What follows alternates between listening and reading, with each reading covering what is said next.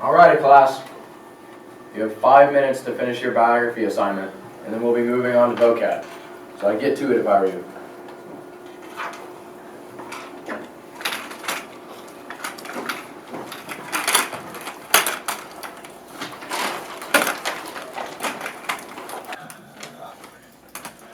Dr. Antetekoumpo?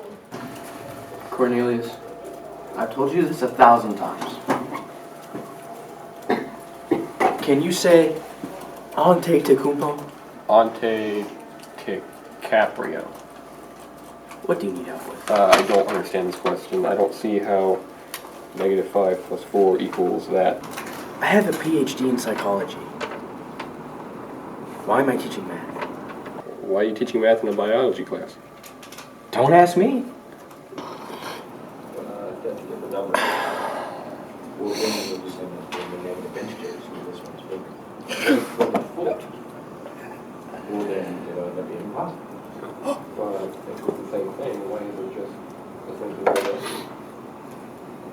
What's the meaning of life, Jim? No. Happiness. Does not make you happy. Well, neither does your attitude. Now go sit down.